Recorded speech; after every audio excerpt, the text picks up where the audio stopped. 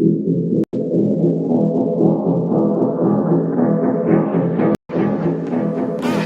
be crazy,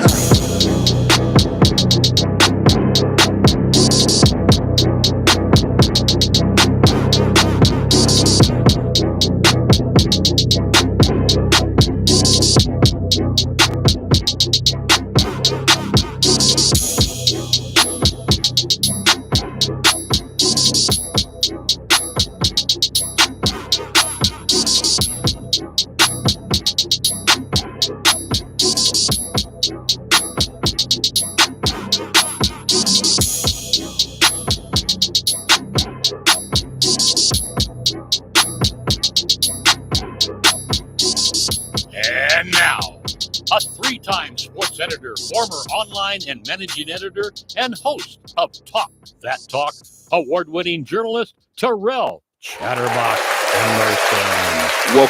Welcome to it. It is 10 o'clock on a Thursday afternoon, so you guys know what time it is. It is time for the Talk That Talk radio show. I am your host, Terrell Chatterbox Emerson, in studio, and we'll get to YouTube in a second, but usually YouTube knows who's on the show before anybody who's just listening to the audio. But let's go ahead and go back to the widescreen because Kel is in the building. Kel, what's going on, brother? Yes. Ooh, yeah. What the hell is wrong with you? I promise I'm not sick. I'm good. Every Thursday starts like a podcast. Every Thursday, like one of these Thursday shows are they're gonna go off the rails. One of them. I'm glad. Glad to be back in the studio. Let's give you another round of applause, brother. Let's do it, man. Busy week in more ways than one. But you and I usually lock in on Thursdays and we get right to it. So we got a lot of college sports to talk about. Actually, is that the first hour? Damn near. Yeah, a little over an hour or so ish. I do have one topic in particular that I want to get to first that I didn't get the chance to do on Monday. I don't know if I talked to you or not, but we could have gone for 3 hours on Monday because we didn't do a show last Thursday. But obviously, you guys know we got to get through our morning announcements really quick, so to speak. Morning being used in quotations. But again, guys, if you guys are watching our YouTube live, we appreciate you so much. If you would like to, all you have to do is go to YouTube, go to the search bar, type in Talk That Talk Radio Show. Once again, go to YouTube, go to the search bar, type in Talk That Talk Radio Show, and we're right there. Like I said before, I think the official on our YouTube is at Talk That Talk Radio Show 195, in case you guys need to find that. But you guys can find us on all socials. You guys can find us on Facebook. You guys can find us on Apple Podcasts. You guys can find us on Spotify. I'm missing something, Kel. What am I missing? Instagram. You guys can find us on Talk That Talk Radio Show. All of those platforms. The one thing that would be different is our Twitter. Our Twitter is at Talk That Talk LV. Once again, our Twitter is at Talk That Talk LV. And of course, this show is a byproduct of the Talk That Talk Media Company. This show is being shot from the studio here at the Harry Reid Research and Technology Park here on Sunset, here in Las Vegas, Nevada. Yeah, man, let's get right to it. Episode 33 of season 6. I do have a tip in from my mom that we can get right to, and then we can go ahead and see what this world of sports actually has to offer us really quick. My mom's tip in for today. I don't know if I did this before, but I like this one a lot. Actually, I'm going to switch it up real quick. I'm going to do this one. Whatever you do, don't get stuck on the one thing that ruins your day. Smile and be grateful. Life is too short to waste energy on negativity. Thanks. I'll read that one more time, and probably for a specific reason. Whatever you do, don't get stuck on the one thing that ruins your day. Smile and be grateful. Life is too short to waste energy on negativity. I had a conversation today, and I'm sure you know how this goes. I had a conversation today where by the end of the conversation, I'm looking at the person. I've only talked to this person twice. I'm looking at the person, and I'm like, in the back of my mind, I'm like, what did I do to you?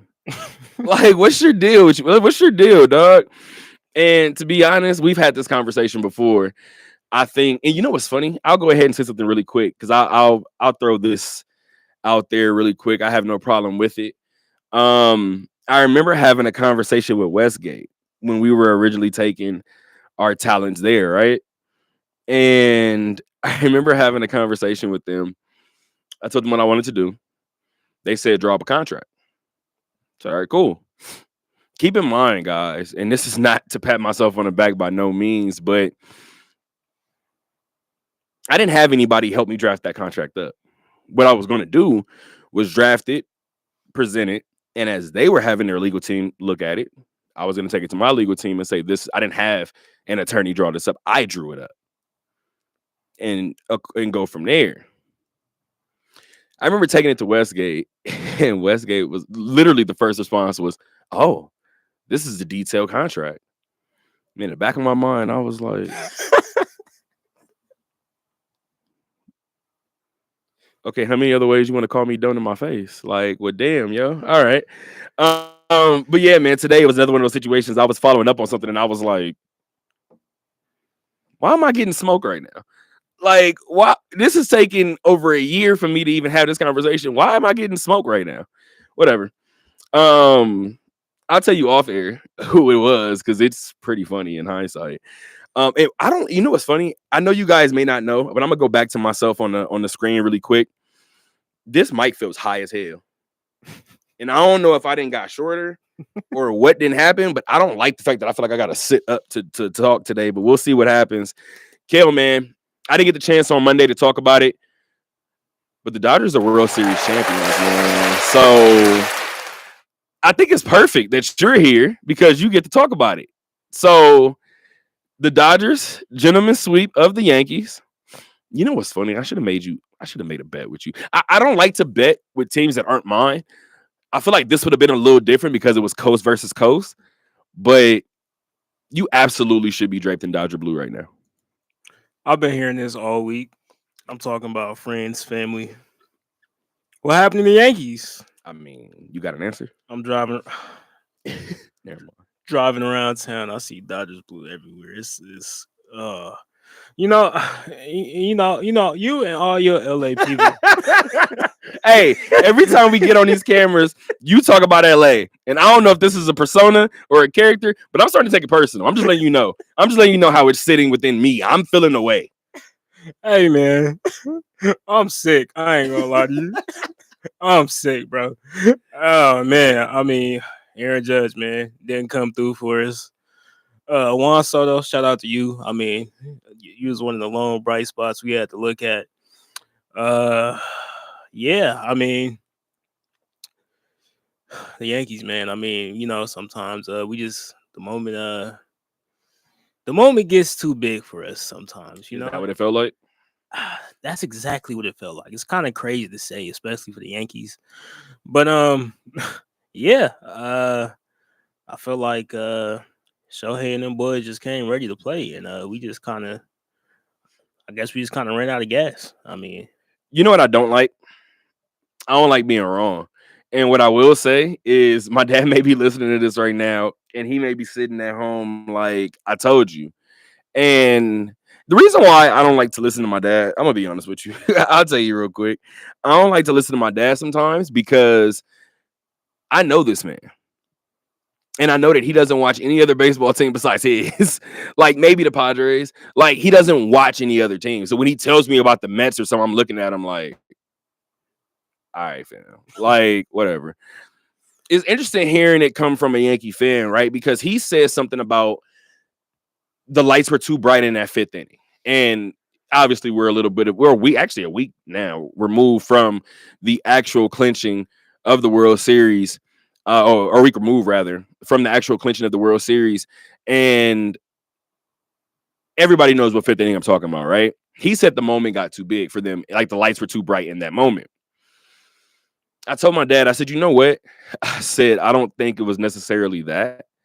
For me, I think baseball more than any other sport, and I've talked about it before, I think momentum matters more than anything in baseball because there is no clock.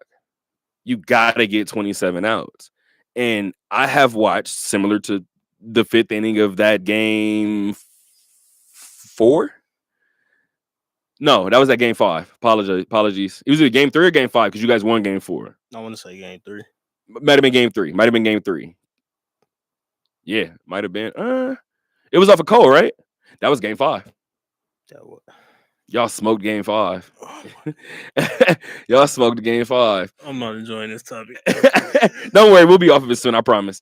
So yeah, they just told me my levels were extremely high. My bad, guys. My apologies. But going back to that 5th inning, right? I've seen it for sure. I'm sure you have too, but recently. I've seen it before. I'm gonna have fun with this topic. I've seen it before in baseball. Whenever there's a for sure out and you don't get it in high pressure, high leverage situations, which is like every situation in the postseason, it trickles. And I told my dad one day when I was covering the Aviators, obviously, I was like, hey, we had one of those innings, whatever. This is minor league baseball. So you kind of see those moments more frequently. We've seen it happen, like you just said, on the grandest stage with the best team in the American League. I told my dad, I think that was more so what it was. You have a for sure out, like that Aaron Judge situation. I done made this out 300 times this year. For it to pop out of your glove, you get to thinking. And one thing, and I'm ironically enough, I'm wearing my coach's gear from when I used to coach. I remember telling my middle schoolers, when you're out there, I don't want to see you think. They looked at me like I was crazy. What do we practice for? Aaron Judge has caught that out a million times. Garrett Cole has covered first on the ground out a million times. Don't get that one out you're supposed to in the moment you're supposed to. Here comes the inning from hell. You know what's crazy? I kind of seen it during All of it. I kind of seen it during game 2, man. Like I kind of see like the way things spiral. Like once they fell behind, it was just kind of one of those moments where you were like, this isn't gonna end too well. And mind you, it was early in the game too. You know, when they started to pull away, and I was just like, it's one of those moments where you just see your team and you're like, they're not gonna pull back. We have plenty of time to come back. And I'm just looking at everybody, and I'm just like, no one person's gonna take over.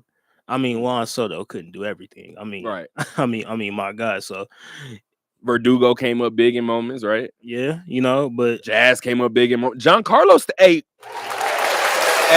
you know what's funny? I know we don't talk about it enough, but I just had this conversation with my dad. I remember Giancarlo's first year in New York. In New York, got to New Yorking. oh yeah. And the funny thing was, I said, I know a lot of people talk about Giancarlo and say like he's baseball's The Rock, right? He's the Terminator, like he's the new version of Albert, right? In terms of the machine.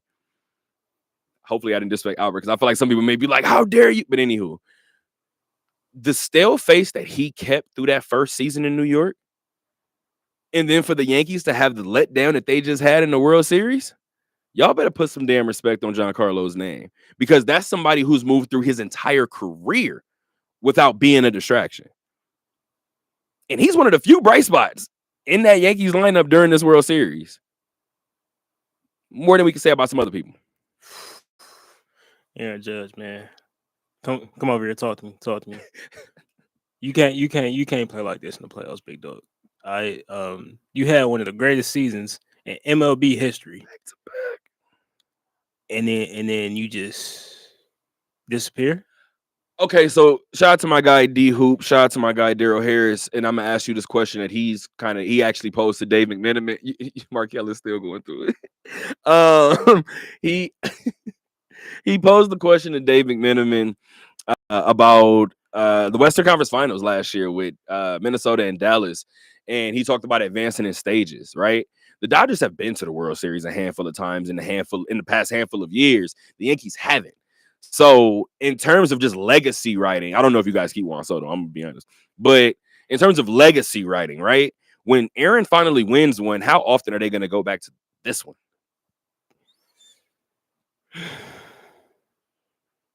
When Aaron wins one. Good point. Very good point. My bad. It's not a guarantee. Okay, you know, I'm a fan that's a realist here. Okay, because my Yankees. Yankee fan, that's a. I know. I know it's very often. I mean, we ain't won one since 2009. It's the first time we got back. That was the Phillies, right? Yeah. I the Phillies that year. I think the Phillies won in 2008 against Tampa. Not my bad. I'm sorry. Yeah. I'm over here geeking out again. I mean, yeah. So, yeah. Your point with John Taylor, though. I mean, that's somebody. I mean, you said it. He hasn't been a distraction. Like, yeah, when he first got to New York, he wasn't. He wasn't looking like that 50 home run MVP guy In a small part. that we got from Miami. He definitely wasn't looking like that guy, but he kind of stuck it through and he kind of found his place. I feel like that's always a big adjustment when big free agents come to New York. I mean, I feel like we even seen Garrett Cole have to go through it a little bit too before he finally found his groove and like found his place within the organization. I mean, yeah. So when you come to the Yankees, it's not all about you. Even if you are a superstar, you got to kind of find your place amongst the stars, if you will. So, That was a bar. now like this is their first time getting this deep in the playoffs. So now I feel like they got to kind of learn from this. Do I feel like they can get back? Yeah. Like you Do said, you want to do it? My bad. You don't like none of these questions. We moving on. I swear. Give me 90 more seconds. oh my god. Okay. Yeah. So I mean, just I just want to know, brother. My bad. I just keep blinking and seeing Dodger blue all over the city. It just it's just- Hey man, I don't know how to. Never mind, because you have family in San Diego too. Because I was getting ready to ask, why aren't you a Padre? Do you have an answer for that? Aside from them being the Padres?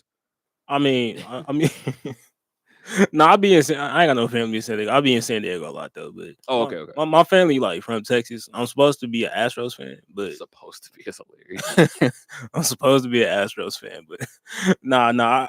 I mean, I grew up watching A-Rod. I was a big A-Rod fan, and I ended up following the rest of the team: Derek Jeter, Jason Giambi, Andy Pettitte, all them guys. And then I just stuck with the team. So Smart man. I guess there's worse places to be. So I think I kind of talked about it briefly on the show on Monday. 8th championship in in year 24. I think the Kobe ties to LA are very, very strong, right? Here's what's interesting too, really quick. When the Lakers won in 2020, I told somebody, I said Kobe went up there and immediately started pulling strings, right? Bill Russell passed last year. The Celtics win banner number 18, right? And I do believe in energies, and I've always said that. I told my dad recently, I put my grandmother around my neck and I felt things start to change. I'm not taking it off. Like, for what? Like, I put my great grandmother around my neck. I'm not taking it off.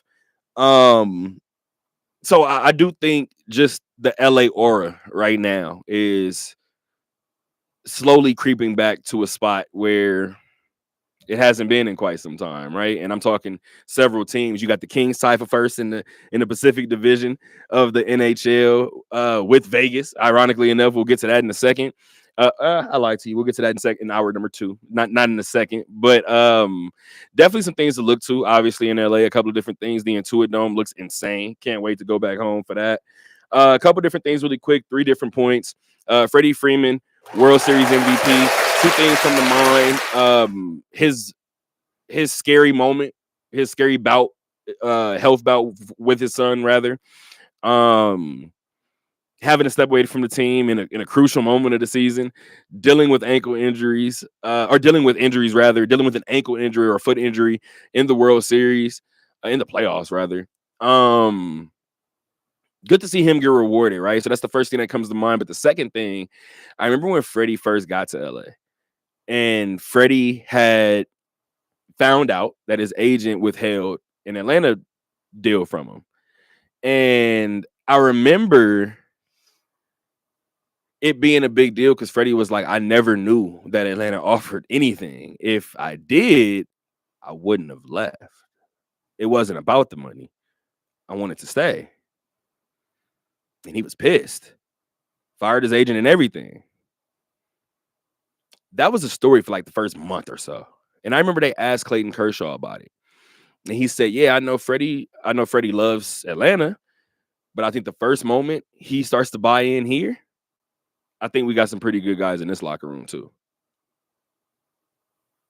And I told my dad about that recently, and I said, the three things that I know nobody likes him, right? But the three things that I live by that Joe Budden says, and I know that's scary as hell to some people, but Joe lives by well, at least he says he lives by the rules of, it's three rules when you're asking a question or when you're saying something rather. Does it need to be said? Does it need to be said right now? Does it need to be said by me?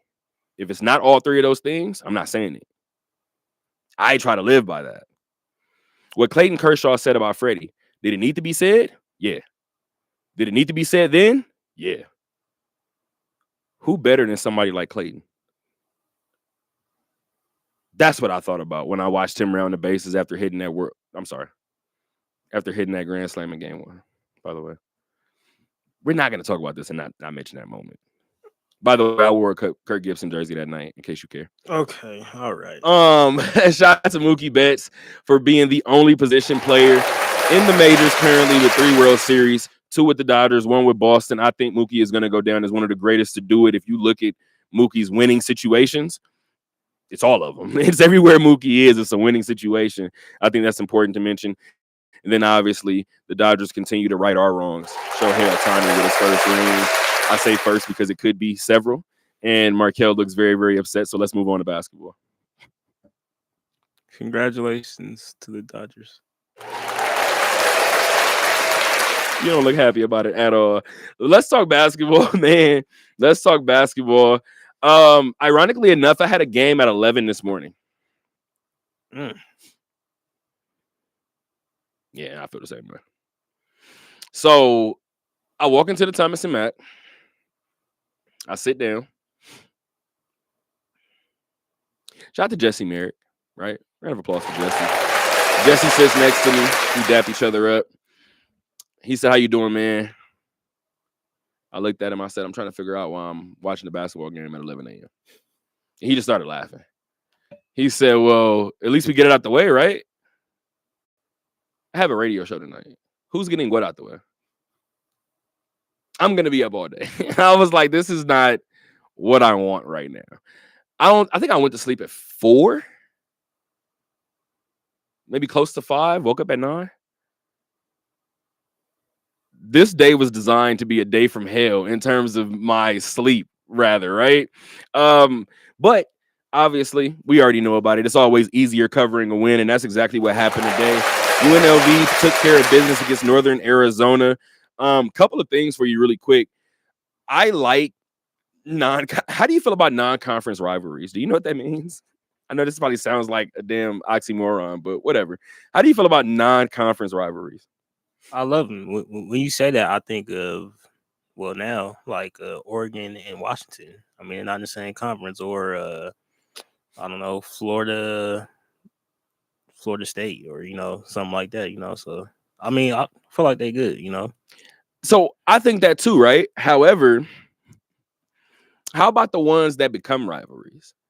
So what I mean by that is, I'm looking at the schedule for UNLV. We're talking Lady Rebels, guys, in case you're unfamiliar. I'm sitting there looking at the schedule. I'm looking down. I'm like, all right. I see Northern Arizona. I get to thinking. The Lady Rebels have played Northern Arizona each of the last 5 seasons.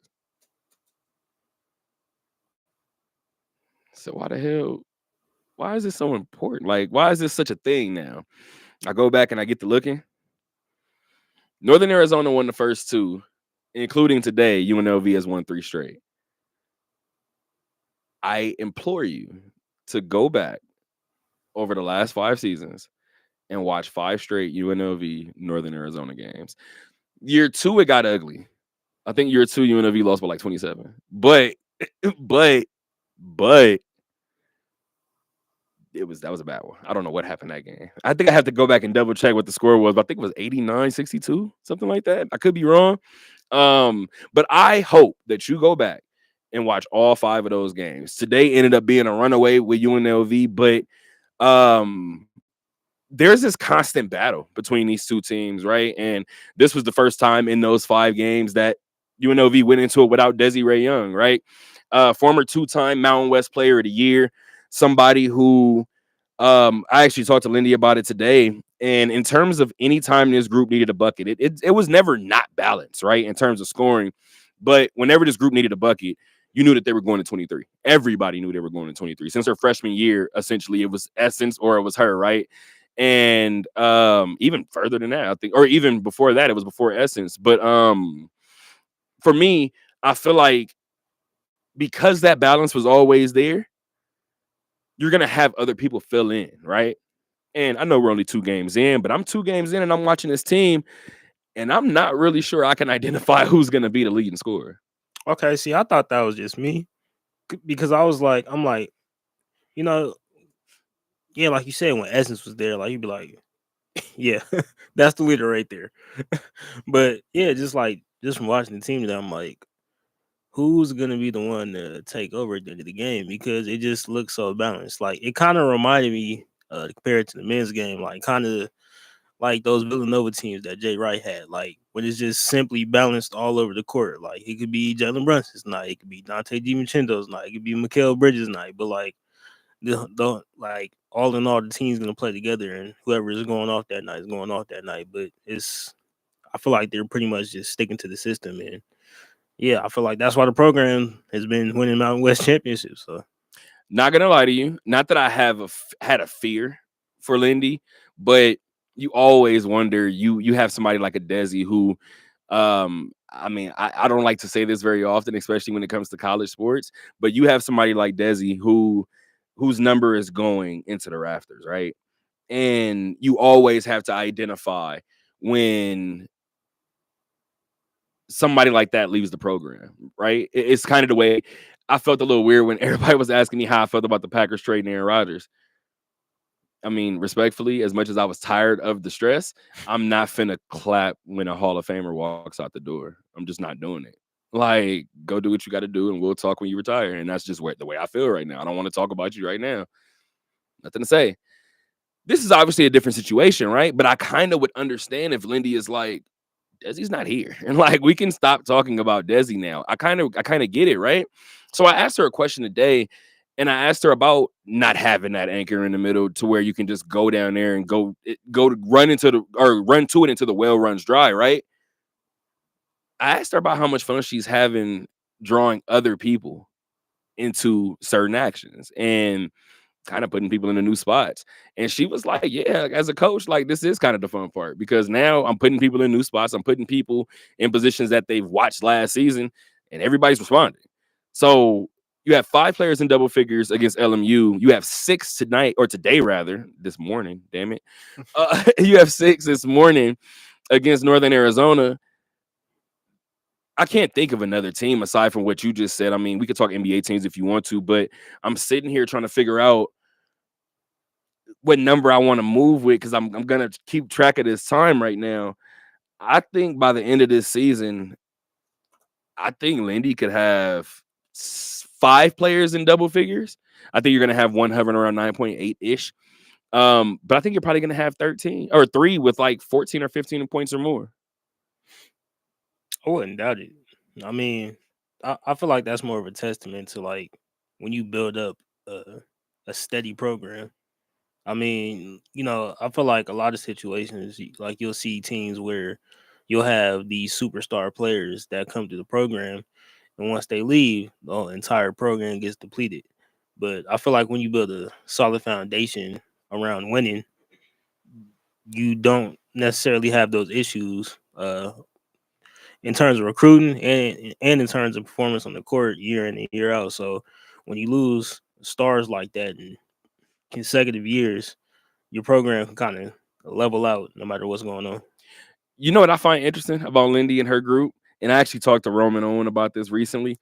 UNLV, we just talked about it, right? Just in terms of who they've lost, in terms of Essence Booker, in terms of Desiree Young. I'm gonna mention another name in terms of Justice Etheridge, right? And I'm talking about players who obviously have moved on.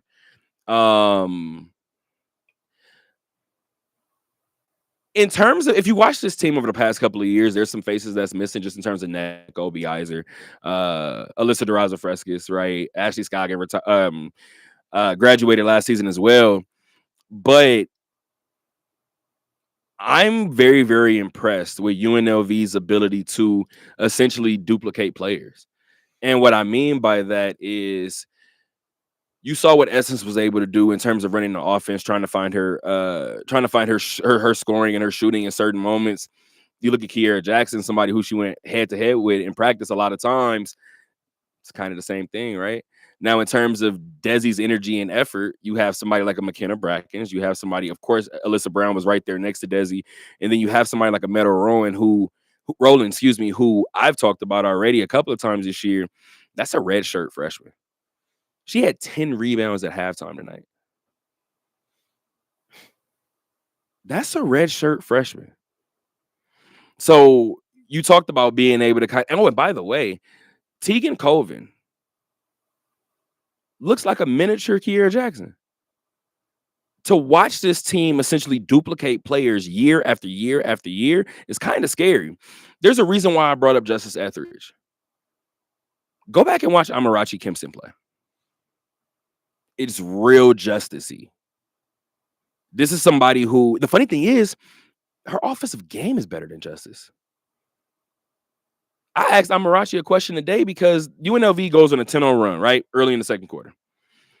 They go on a 10-0 run. They did it in 78 seconds. Following that run, they hop into a full court press defense. They stayed in the full court press defense for like 8.5 minutes. In the back of my mind, I wanted to tell Lindy, I don't even have a question. That's just not fair. If I'm on the wrong end of a 10-0 run and then you start pressing and trapping, that's how this game got out of hand today. That's how it started to get out of hand today. You need that type of diversity on a team like that, especially when you don't have necessarily a quote unquote star standout player. You need to build your program around defense. So, I mean, being able to press when you're already up and for your team just to adapt and not necessarily have them worrying about who's scoring, who's getting minutes, who's in, who's out, what's going on here and there. Like when the sole focus is winning on a consistent basis, and you got your whole team to buy into that, like you said 6 players were in double digits, like that's a team that's playing unselfish and worried about nothing but winning. Now, I know some people will probably say, "Oh, it's NAU, it's early in the season." Oh, almost cursed. Almost cursed. What did I just tell y'all about the season series between? All right, go look. You know, Now, if NAU ends up being trash this year, I'll stand corrected. Mhm. But NAU ain't been trash the past couple of years. Let's not do that. Yeah, not at all. But you know how it goes, especially with these early season games. People like, oh wait, you know they, you know what I'm saying, they win the conference championships, they win the top programs in the Mountain West. They supposed to beat them by 20 plus. Like, great point. But that's a great point. You know, this is a program in UNLV, like you just said, you're becoming a Mountain West, an NCAA tournament staple. This is what you're supposed to do, right? Mm-hmm. I actually talked to Lindy about that. You're not supposed to do that. I actually talked to Lindy about that today. Arizona's next, right? And it's a road game. I want to go to this game so bad. When is it? It's a Tuesday. I'm not going. If it was a weekend, we'll see. But it's a Tuesday. I'm not going. Tuesday the 12th, November 12th, guys, in case you guys need me to date this. 5 p.m. against Arizona. Now, I love sports. And I love sports to the point to where I really think I'm a nerd for this shit. Like, I think I'm super geeky about it. Because, again, I think this job is relatively easy from the standpoint of this stuff writes itself. It's right here. We're sitting here talking about UNLV being a staple in the NCAA tournament, right? Who bounced them from their first NCAA tournament under Lindy? U of A. In that building. They've played one time since then. UNLV beat them by 19. Granted, it was here in Vegas. Remember how I talk about ghosts in the halls? If Lindy walks in there and gets that dub that she felt like she should have got 3 years ago, let's just fast forward to later this year. What if she does get her first win in the NCAA tournament? Maybe some demons get exercised on Tuesday. I have another little random little fun fact for you. Now that we're here, let's have some fun with it. Lindy LaRock's first season, right? She went 1-4 from the Thomas and Mack. With today's win, Lindy is 19-0 in the Thomas and Mack over the past 4 years. That's tough. That's tough. I mean, I almost said something crazy. I'm not gonna say that. Depending on what it is, it might not be that crazy. I was gonna. Was it about the men's program? It was. Somebody, you know what's funny? As soon as I said that today about Lindy being 19-0 in this building, they was like, that person had a comment or a question rather about the men's program, which is the perfect time to jump right into the men's program, right? They started their season 1-0 against Alabama State. Let's go ahead and give them a round of applause too. 93-79. I asked one of the players, I'm not going to say the name right now because we'll get into it in a second, but I asked one of the players after the game, in this first half, I don't know if you watched it or not, but in this first half, both teams combined to shoot 30 of 56. I forgot who I was sitting next to. I looked at him and was like, score, this game's going to be 104-98. Like, I don't know what I'm watching anymore. These teams won't miss. Like, and in the back of my mind, I was like, so either this offense is really good or this team isn't going to defend. Like, there's going to be certain spurts where this team just doesn't defend, right? And then you watch that first half and you kind of start to take away, this is a good 20 minutes of basketball for both sides. So after the game, I asked one of the players, did it feel like one of those games where the first team to fully commit on defense is probably going to pull away with the game? And I ended up asking Barrett Cherry this, right? And Barrett Cherry, and I want to actually see if I can get the exact numbers on him. But UNLV has a standard in basketball. We're talking major sports on campus. There's a standard in a couple of other sports, but you guys don't care about golf. I don't know why that's so funny. But there's a standard in basketball, right? And for UNLV, I feel like it's been lacking. It's gonna sound nuts, but whatever. Jovan Mooring had it.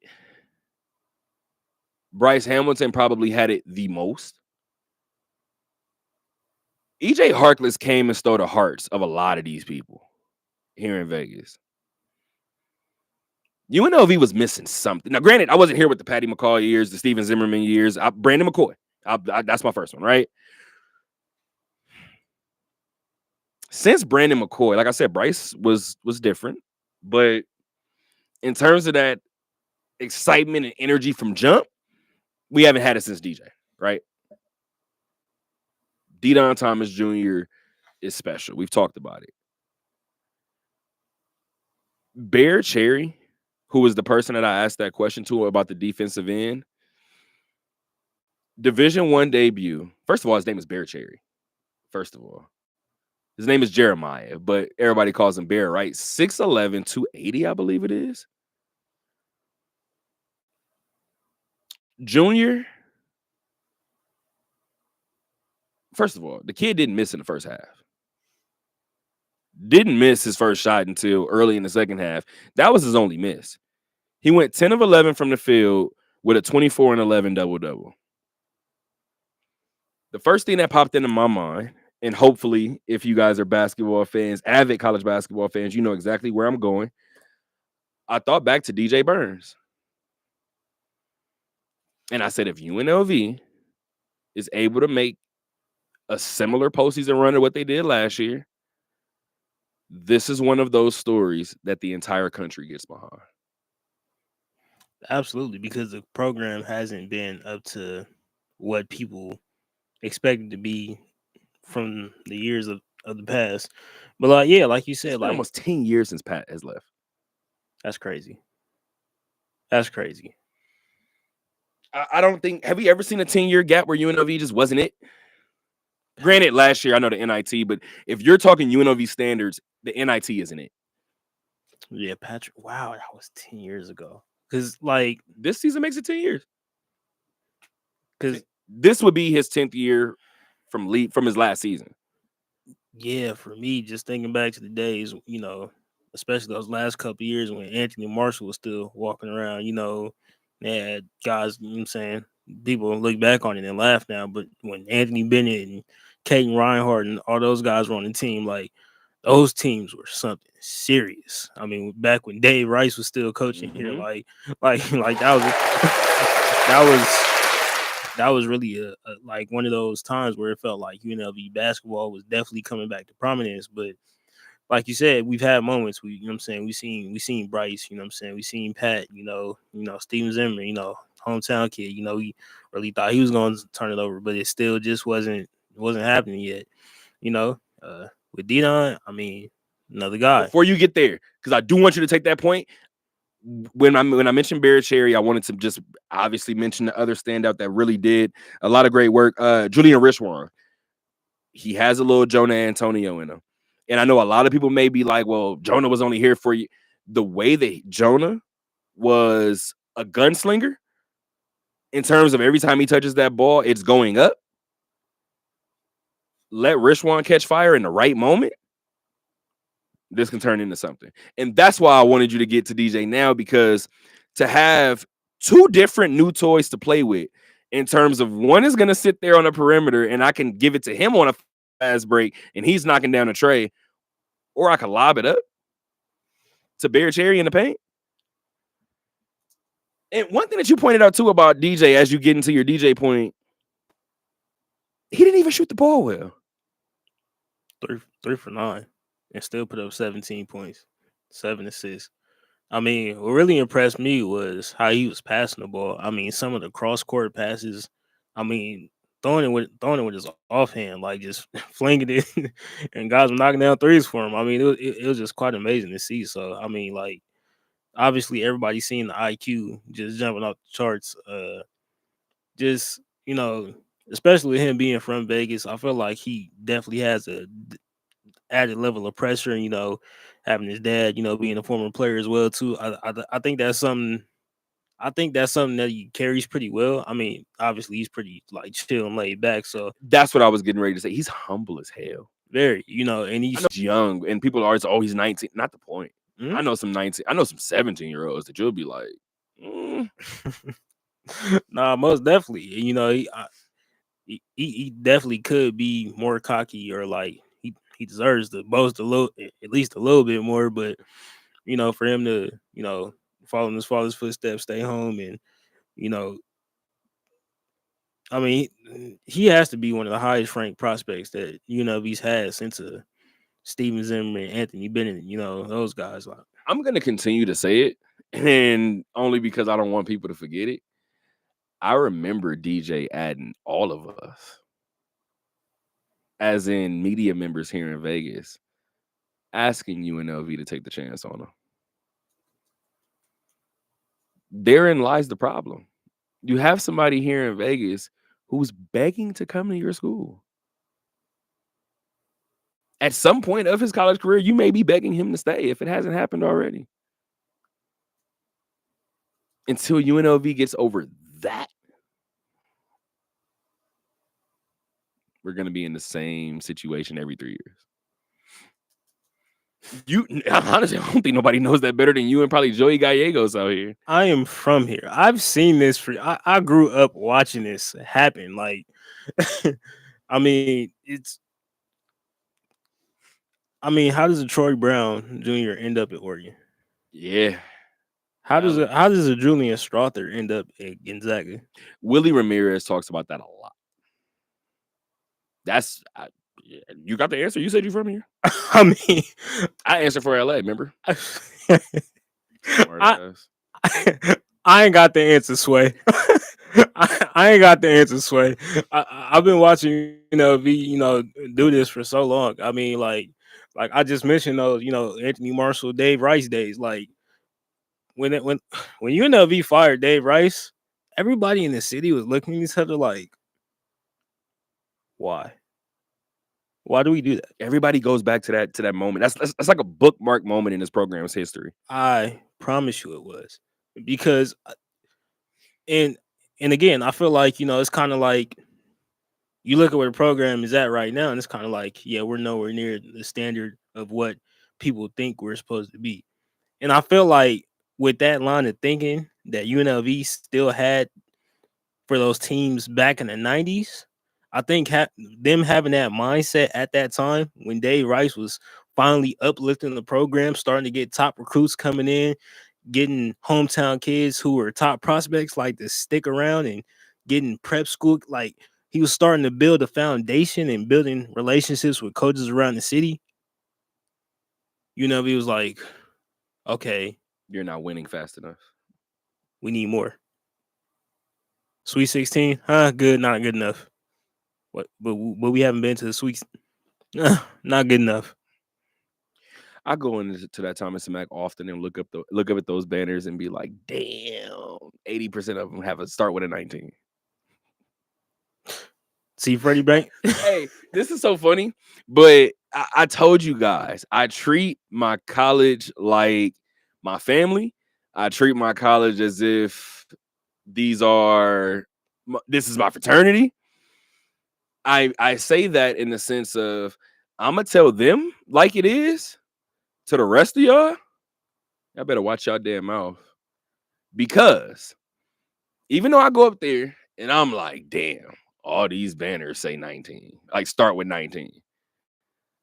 Some of y'all schools that laugh, you ain't got one. So there's a healthy balance of me telling UNLV, stay out the pass. That's one national championship up there. I am very aware that there are over 200 schools that ain't got one. Mm-hmm. So to the rest of y'all watch it. Y'all watch it. Because I told you guys before, and I don't know how you feel about him, and I'll let you end it with this. I think the mistake could be firing Kevin Kruger in a time like this. Now, if I'm Eric Harper, I do have a conversation with him similar to what I tried to say that the program should have, with the school rather, should have with TJ. 10 newcomers, on this roster for Kevin Kruger. 5 of them are upperclassmen, so 5 are going to stick around, right? Well, we think. We think would stick around. How many times have we seen? I'm gonna try to be respectful. Royce Ham, shout out to Royce, Texas. Mm-hmm. Caleb Boone, and now Bear Cherry. Assuming that Bear finishes his career here at UNLV, who have 2 seasons, right? You had Caleb for a year. You had Royce for a year. The conversation that I have with Kevin Kruger, if I'm Eric Harper, I'm not trying to fire him. Now, obviously, you got to do your job, so I don't know if he knows that I'm not trying to fire him. But my question to Kevin would be, at what point are we looking for multiple young guys, right? We just talked about Lenny LaRock and her group. Meadow Rowland, who had 10 rebounds today in the first half, didn't play last season. I watched the way she plays rather. I'm not saying that this wasn't her as a player to begin with, but I see a lot of things that Desi used to do for this team. UNLV's men's program over the past 4 seasons or so has brought in a slew, 8 to 10 newcomers. 7 of these guys are seniors. We are back at square one next season. Mm-hmm. I mean, yeah, it gets tricky. I mean, just once again, I hate to keep hammering home the Vegas recruiting point, but somebody like Jalen Hill. I mean, how did he end up at Oklahoma? Somebody else, another guard that was here for a brief stint, Noah Robotham. You talking about them bringing in other players, Noah Robotham. How does he end up at Akron? Like that, that's just the thing too. Balling at Akron, so like that's just the thing that just kind of like consistently blows my mind. I seen Noah this summer, by the way. Crazy. Summer league. He was with the Warriors, I want to say. He wasn't playing, but I think he might have been in coach's attire for the Warriors, I think. Shout out to Noah. Shout out to Noah. Yo, we're going back down memory lane with some of these players, and I'm like, damn, bro, UNLV didn't have some talent. I'm just, it's because I'm from here. Like I graduated 2016, and like I seen like that time period, but that time period in between, I want to say between like 2012 to like 2015, it was a lot of talent in Vegas. Like that's like I mean, you look at the talent pool now, like in terms of like just that was kind of like the point before Vegas blew up on a national stage. Mhm. Like, and we started getting more media attention in terms of high school recruiting out here. Like, granted, we always had big AU tournaments out here, and teams always come out here and play and everything. We got USA basketball and all that. But around that time period was when people really started to pay attention and be like, wait, nah, them kids out there in Vegas can ball for real. Like, we gotta keep an eye on it. And yeah, I think UNLV kind of missed out on that moment and they overlooked it. And now they're kind of playing from behind because now you got the Gonzaga coming out here trying to let me get Oregon up. We'll take him. You got all these other schools coming in and picking. And now I feel like, for somebody like Kevin Kruger, he's kind of like, okay, if I can't really protect my backyard in terms of recruiting young guys the way I want to, I'm already kind of behind the 8-ball. So now, things are totally different now, especially with the transfer portal. He has to go try and get these. He has to try and go get these veteran guys to solidify the program. But really, it's like, are you really solidifying the program when you don't bring in any young guys to build the culture around? When you're bringing in these, does it feel like a Band-Aid? It does, because I feel like there's kind of pressure for him to win now, but it's like at the same time, how can you build anything foundationally when you're constantly trying to win games now, bringing in guys who've already played at other programs, they're coming in thinking, hey, I gotta win now, I gotta put up numbers now, I only got so much time left. But in terms of young guys, they're like, all right, where do I kind of fit in? Like, what's the culture? What's the standard? Who do I follow behind? And like you said, bringing in 10 new guys. I mean, granted, that might be the thing, just with NIL in general now, but you got to kind of find something like you said. Like I don't want to see Kevin get fired either. Like I like pissed off Kevin Kruger. I'm just gonna be honest, and I've said this for about a year now, close to a year. I'm planning this interview with Kevin, and I'm going to tell him to his face directly. I've talked to people who played against Kevin, and I'm going to let him know some of the words that was used to describe Kevin as a player. Annoying, pesky, a pest, feisty, fiery. That first year at UNLV, I ain't see that on the sideline. And this is where I'm going to shout out Matthew Raftery one more time, because Matt talked about the loss of Carlin Hartman. He said Kevin won't yell on the sidelines. Carlin does. Him taking that job in Florida a couple of years ago, he was like, you guys are going to miss him. Last season, I remember, and I will continue to tell this story. I'm sitting in here speaking from, I'll tell you guys when I'm reporting, I'll tell you guys when it's a personal feeling. I said, I don't feel like Kevin's going anywhere. Like, I don't even know why you guys are talking about it. Like, at some point, you got to stick with somebody. I told you I got a phone call after that show. Somebody was like, I'm not saying they're going to fire him. I'm just saying they are talking. Like, it is a conversation. It made me be like, well, damn. Like, if that's, I had to come in the next show and be like, some people are saying it could be. I'm sorry, guys. I don't think it should happen, but people are telling me that this could be a possibility. Kevin Kruger is PC man, right? He knows how to say the right thing. He doesn't always, I like when Kevin doesn't say the right thing sometimes, because he's showing you the true him, but he's PC man. He's going to be politically correct 90% of the time, right? I don't know if Kevin would admit it, but when that message came to me, I started to watch Kevin coach differently. And for me, I feel like that player that Kevin Kruger was finally showed as a coach last season. And he started to find his pockets. I watched Kevin, and I'm not saying that you should do this, that every coach needs to do this, but this one in particular needed to.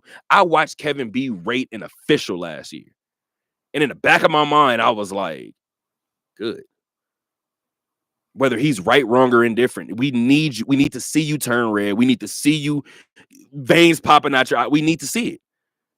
We saw it as a player. Why would I expect it to stop now?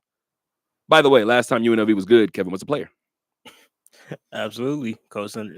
Being coached by his dad, Lon Kruger. I mean, that was the Good first, as a stretch, but you get my point, guys. well, yeah. Like that was the first time they made it to like the Sweet 16 since I want to say the 90s. Like somebody out there, correct me if I'm wrong, but around that. Oh, they will, trust me. If anybody's gonna do it, these UNLV basketball fans will. Yeah, so I mean, like just definitely like around that time, like they kind of like I want to say brought that toughness back, and then you got those Anthony Marshall years following that. So That's exactly what it was. It's toughness, which is why, like I said before, I need to tell Kevin, and I need to tell him because Kevin played, right? And I mean, I love this field because some people, you're not walking around cursing. Well, some people are, but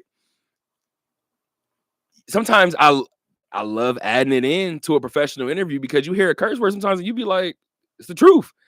I like asshole Kevin. I do. I like him as a player. I like him as a coach. I think his first year here, I think Kevin tried to do everything by the book. Alma mater, like literally looks like the guy for the job, right? Prototypical. And I felt like he was trying to fit a personality rather than being him. I told LA to calm down when the Lakers' tough struggle started because they were coming. They're here. The good thing about it, some people may have felt like JJ Redick may have been an ass at the door. So if he is an ass now when they're losing, that's him. That's his personality. He's shown you to be who he is. Part of me feels like Kevin would have been that way from the jump. I could be wrong. But one thing I will say about Kevin Kruger, and this is what I've always said about Kevin Kruger, he has a habit for getting this team up to play big games and meaningful games. I've told you before, the Air Forces and the Colorado States are the moments where he slipped, where he shouldn't have. Saturday's game against Memphis, 3 p.m. from the Thomas and Mack. If Kevin were to get this win, add it to his list of resume building wins, right? But we need to watch Memphis the rest of the season. Let's just say UNLV goes out there and wins by 10, right? Pulls away some free throws at the end of the game, whatever. Let's say Memphis wins 16, 17 games this year. It feels eerily reminiscent of when TJ got that win over Kansas State, and then you realized, oh, they're not only bad, like they're all time for their program bad. I don't know why the cameras just went black. I ain't like that. Yeah, I mean, that game's here, right? Yes, Thomas and Mack. I will be there. What day is that? Saturday, 3:00. You better show up. Yeah, I'm gonna have to pop out to that one. You better do it. I mean, we got Penny coming into town. You did it for the Longhorns. I did catch that Texas game. We're gonna get to it as soon as you give me your Memphis point. We're gonna get to it. Oh, by the way, I'm pretty sure I've told you this. My dad said his first ever bounce check was buying me some pennies as a baby, right? Wow. And I'm about to do this because I've been waiting to do this. I don't know if I told you guys. I think I said it on the pod before. This summer at one of the Aces games, I met Penny Hardaway. Not gonna hold you, man. I'm sitting next to Penny, and in the back of my mind, I'm like, my dad. Everybody knows I'm a Pacer fan, right? So y'all know how I feel about Reggie. So I feel like I don't have to talk about Reggie like that. I talk about Penny Hardaway the way way my generation talks about Derrick Rose. I don't care what you guys tell me. Without injury, without Orlando running that man into the ground, I think Penny is a top 3 point guard ever. If they don't run him into the ground. So I know people are probably looking at me like, oh, top 3, Steph, Magic, Isaiah, John Stockton. Somebody got to move. Somebody would have to move. Magic's not moving, Steph's not moving, but somebody else, whoever's third, you got to move. One of those first big guards of this modern era. What? I mean, yeah, him and Shaq was kind of crazy. You know, that was. And we ain't even talk about the fact that Shaq said that this was Kobe before Kobe. All right, man, y'all got it. I know what I watched. Same thing I said about Walker Buehler. By the way, before the World Series, sorry. I don't care what you guys say. Oh, he's dealing with injury. Oh, he's getting older. Oh, his prime maybe. But cool. I know what I watched when I watched Walker Buehler pitch. You can't tell me that he's a bad. I don't care. You're not gonna prove that to me. Same thing with Penny. I know what I saw.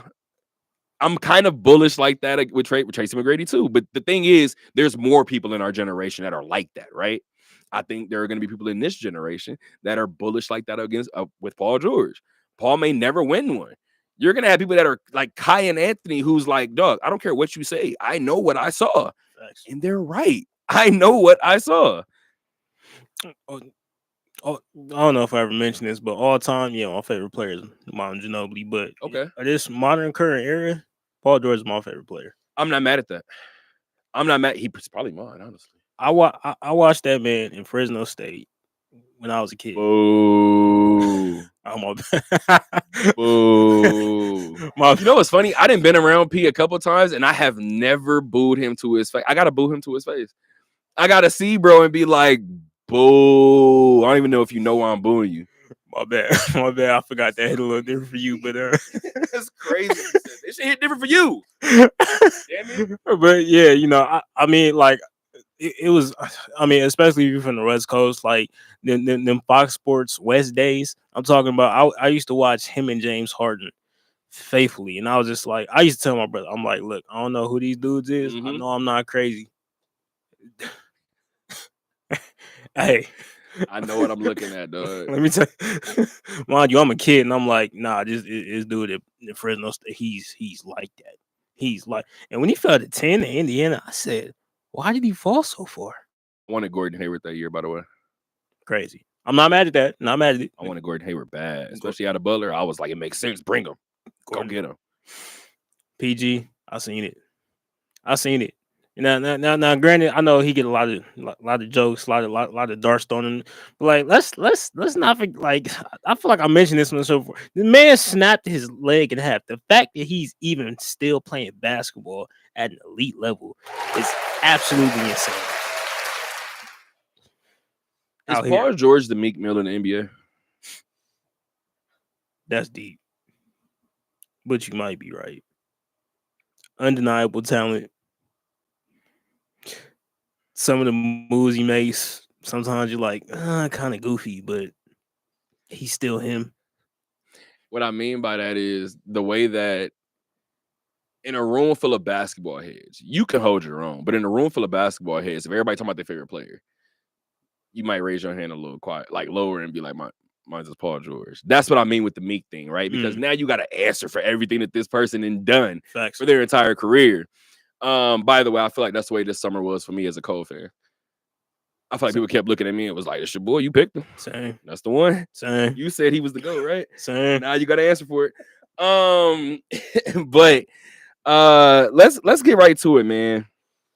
You want to do basketball first and then just end with and then go to football? Yeah. All right. So we were already talking Paul George, so let's stay with his teammate really quick. Monday I talked about last Thursday when you were here. I had, ironically enough, I kind of probably spoke it up, but I talked about, I forgot what I was referencing, but I talked about in this field, I tell people all the time, reporters they get squeamish when it comes to confrontation. And confrontation, a lot of people feel like confrontation has to be like a physical fight, right? It's not what confrontation is 90% of the time. In this field, at least.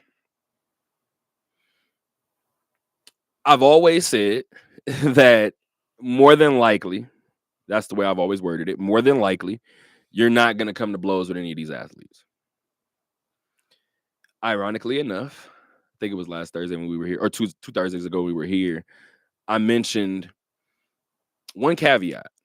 And I don't say the caveat often, but it's always been here. It also depends on what you say. I've said it before. We have a lot of power with this. We have a lot of power with this. A lot of power with these. There's a lot of power in it. To the point where, shout out to Mike Hughes, right? Who has played in the NFL, was a defensive captain here for UNLV football. And we had one of the Caprice, you were actually here one of the days for the pods. Guys, Caprice is here in the background, kind of learning the full setup for the podcast. So the OD will be back soon. But she was here one day too, and Mike got super passionate. And it's funny when people get passionate about something that you're not really passionate about. And he was like super passionate about something one day, and he was like, I was like, athletes won't want to admit it. And he cut me off, and he was like, we read that shit. We pass it around the locker room. And I looked at him and was like, it's not what I was gonna say, but I mean, have at it. Get your bars off. And he kind of went into a little diatribe and was like, dog, we hear it, we read it, we want to prove y'all wrong, we take it personal. Athletes are lying. Do we pay attention to everybody's? No, we pay attention to the ones that we respect, but athletes are lying when we say that we don't read you guys' whatever. So fast forward to my conversation on Monday about Marcus Haynes getting pushed by Joel Embiid. I will say it again.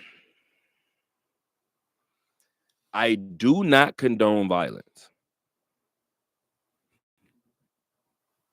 Everybody chill out. I do not condone violence. There is a but. But when you write something like that, all bets are off.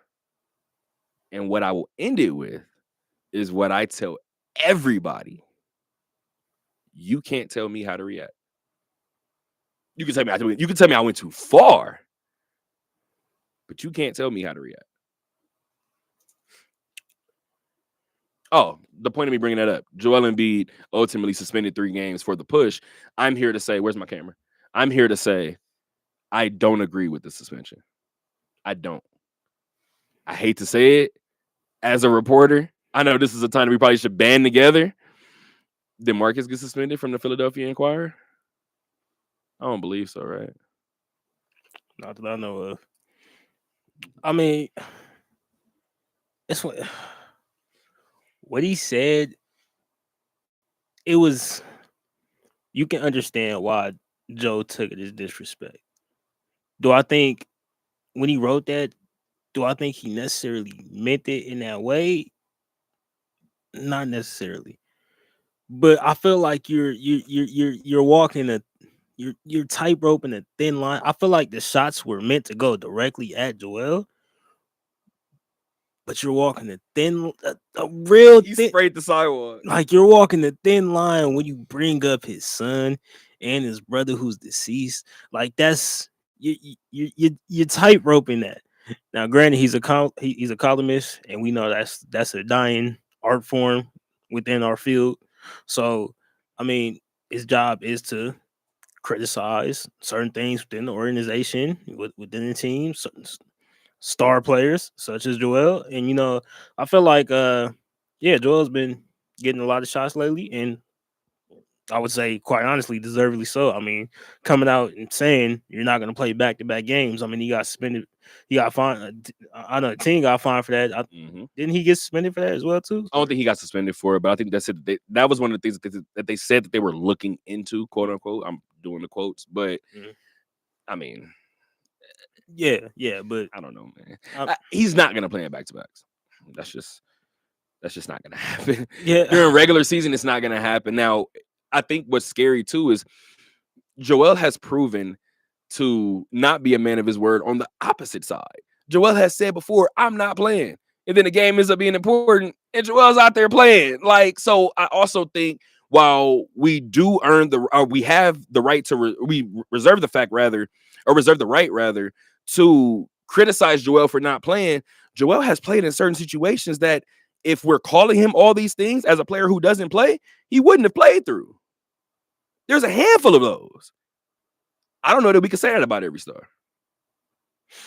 You can't. I mean, when you look at him, the only person you can compare him to in terms of this whole injury playing, not playing thing is somebody you talked about a week or two ago was Kawhi.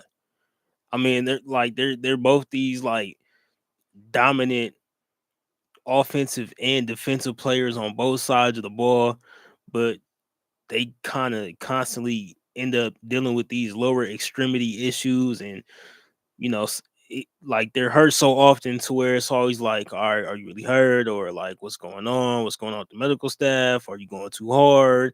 Are you not taking care of your body well enough? And it's just like these questions. I mean, these questions are fair especially for Joel, because you just played in the Olympics, seemed fine, everything was good, and now it's like, all right, what's going on? Kawhi, same thing. I mean, you could ask those questions about Kawhi too. Okay, you're about to play in the Olympics, you sat out. You and the team said, okay, let's rest up. Okay, fine, cool, that's fine. And here we are, season started, and you're still sitting out. What's going on?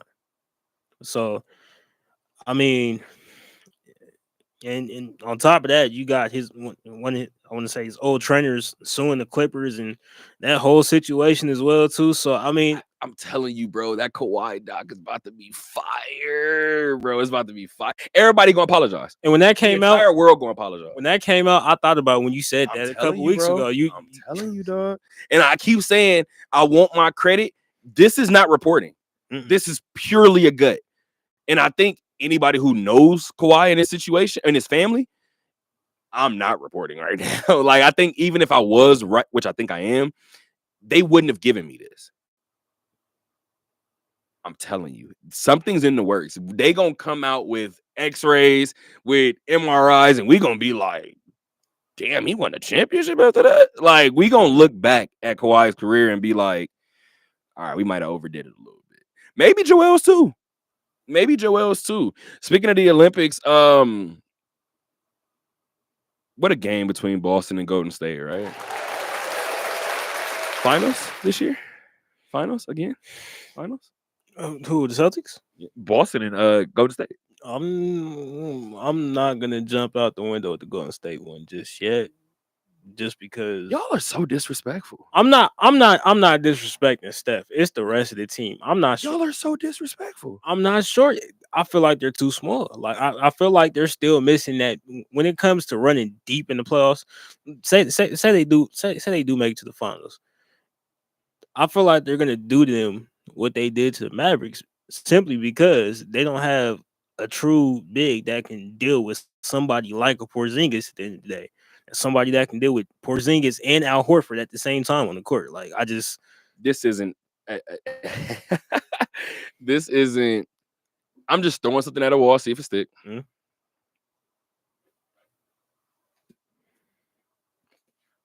You know the starting center in Washington right now? Mm-mm. He's not gonna be there during the trade deadline because it's Jonas Valanciunas.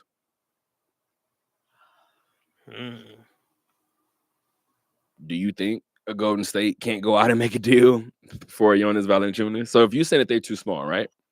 I think Draymond plays bigger than he is. Obviously, he's done it his whole career. Absolutely. But what if you move Trace to the 4? And now you got Jonas at the 5. Do I think that solves your problems? Maybe not. Is it better than what you got right now? Probably. Most definitely. I mean, they 7-1 right now. So I mean, they making it happen right now. I mean, I hate to give a Sooner credit, but shout out to Buddy Hield though. shout out to Buddy Hield, man. Come to think of it, I haven't heard no Baker love. You better go back to football. Yeah, shout out to Buddy Hield. He hooping right now. I mean, like, that's Steph's new splash buddy. You know what I'm saying? Lost his splash, bro. But they definitely putting up numbers right now. I feel like they're starting to find the flow within the team. Pod's doing his thing as well too, but they still haven't been fully healthy yet. No, nobody has been. Have they had a full game without somebody on the injury report? I don't think so. Not that I know of. I didn't even realize. Like, Dre started the year out. Then when he came back, Wiggs went down. Mm-hmm. Pods went down. Pods is down now. Steph rolled his ankle. Steph went down. Mm-hmm. That's who it was. Damn. Yeah, Like so, they still haven't been healthy yet. yeah. So I mean, And they lost one game. and Jonathan Kuminga, like that whole situation. I mean, they not playing him right now. He probably about to get traded. You know, I mean, he didn't get paid. You know. So maybe so here's the thing. One of the names that I wanted to say, I haven't even done the research to see what his because I know he hurt his knee recently. I don't know how bad the injury is, but the first name I wanted to say was Wendell Carter Jr. But Orlando is probably going to be a winning situation, so I'm not coming off my center unless you're giving me something, right? Maybe Jonathan Kuminga does it. But I mean, at the end of the day, if that's the case, you have Jonathan Isaac there, who you would assume Jonathan Kuminga now, because Jonathan Isaac's injury history probably has a higher ceiling. So if I'm Golden State, which we've seen them steal before, throw Jonathan Isaac in there too. What else you need? You need a draft pick? You need a first rounder? You want a first rounder in Kuminga? So only thing I'm saying is I don't think this Golden State team that we see today, that's 7-1, is going to be the same team that we see on the trade at the trade deadline. We've seen it over the past couple of seasons with these teams that, i.e., Dallas. You just talked about them. Daniel Gafford was a move last year. Mm-hmm. The move that I talked about at the trade deadline was PJ. Yep. I don't like watching. Y'all know how I am. Basketball is my favorite sport, right? I said I watch every game. I don't watch Hornet games. This year is different, but that's been some bad basketball to watch for a while now. Outside of Miles Bridges and PJ, with all due respect to LaMelo, LaMelo's up and down because of his injury history again, right? When LaMelo plays, he looks generational. But in terms of being there every night before Miles Bridges' situation, I was watching Miles every night and I was watching PJ. When PJ got shipped from what Dave McMenamin called basketball Siberia and gets sent to a winning situation in Dallas, I told my dad if I was a Laker, AD said he didn't want to play the 5. I would have made the move for Jonas Valanciunas. Maybe Austin Reeves got to go. I'm sorry. But something happens to where I'm going to go get a true 5. Some contender this year will go get Jonas. The damn Pacers need to, as a matter of fact, now that they keep having bigs drop like 5s. I mean, I believe it. I mean, that's a walk-in. What if Sacramento gets them? And you know, because it kind of feels like that's the piece they missing. Like They had a dog. You got a point because they added DeMar. He's fitting in well. You know, you got De'Aaron, Malik Monk still hurt. And, you know, you got Sabonis. Add Jonas to that situation. That's a walk in 20 and 10. Because what? That means Keegan goes to the bench? Keegan probably ain't happy, but I'm telling Keegan, dog, between you and Malik, buckets. You and Malik off the bench, buckets, bro. Buckets. I feel like Keegan not that type of dude anyways. I don't think he is either, but it's just if I'm starting and I didn't hit 12 threes in one game, 13 3, whatever, what, damn it, you not finna just be, I'm not finna be the first one. We better go to practice and figure this out. But he doesn't strike me as that, right? But, and I mean, granted too, Jonas, he's in a game to do something that you're not. Like, so we need you to still bring what you bring off the bench. I don't know. I love playing trade maker in my head. They're really trying to make this Jason Tatum and Steve Kerr thing a thing. And I've only felt like Steve Kerr lied one time. Well, like I can say he probably lied more than that, but I can say I feel like he's lied one time. That's hilarious. I feel like I can say that he's lied one time. That Kevin Durant situation. As a person who's torn his Achilles, I knew what that was early. And it was like, he don't look right. Now, if Kevin wanted to play, that's something different. I still think you got to protect him, but I think that's what Kevin was doing. Kevin was pushing the play, right? Other than that, I think Steve Kerr is pretty straightforward.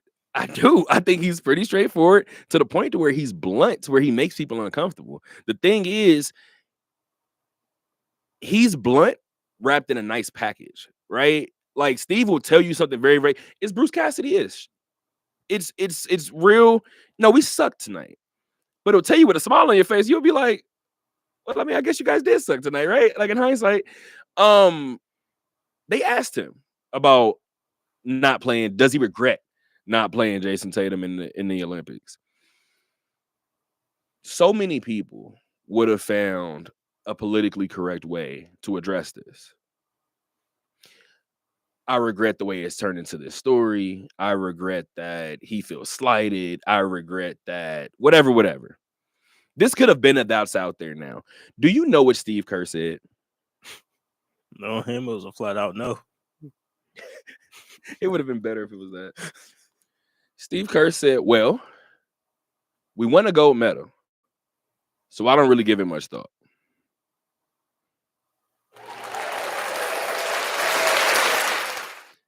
In other words, stop asking me. Did he get a gold medal? He did. All right, so stop talking to me. That was Steve's nice way of saying, get out of my face. You know what's crazy? Look, because every time Steve Kerr starts to look crazy, he kind of like bounces back from it. I don't know why people still keep telling me that Steve Kerr can't coach. Like it's kind of insane because with the Olympics, like, you know, especially after the Olympics this past summer, everybody was like, see it, man. If it wasn't for a godlike performance from Steph and LeBron, y'all probably would have lost, and you had Jason Tatum on the bench. So yeah, if you would have lost, it would have made you look crazy. If wishes were fishes, you know. And starting off this year, the team, granted they're 7-1 now, but like they just weren't looking necessarily the greatest. And you got Jonathan Kuminga not really playing, and then you look up, they're 7-1 and just beat Boston. You're like, damn it! I think Steve's on to something again. I think Steve knows what he's talking about. I mean, I think the guy has 8 rings as a player, GM, and coach. Something nasty, something gross. You know, when I said you were disrespectful earlier, when you said you wasn't gonna put Golden State in the finals, you're not disrespectful for that. You're disrespectful because of somebody else's disrespect, but you're kind of disrespectful because I don't like that people are looking at Golden State from, with all due respect or disrespect, we look at the Clippers and say, prove it. We look at the Chargers and say, prove it. We look at the Yankees and say, prove it. We look at... Damn, I should have had the camera on. We look at all these teams and we say, prove it, right? I don't like that people are looking at Golden State like, prove it. They've proven it. Like, the last time we looked at Golden State and said, prove it, was when KD left and what they do. And they proved it. Now, I remember somebody, this was on NBA Today, maybe. I think Malika Andrews said it. Malika Andrews was like, oh, biggest surprise of the summer. I mean, biggest surprise of the early season, Golden State.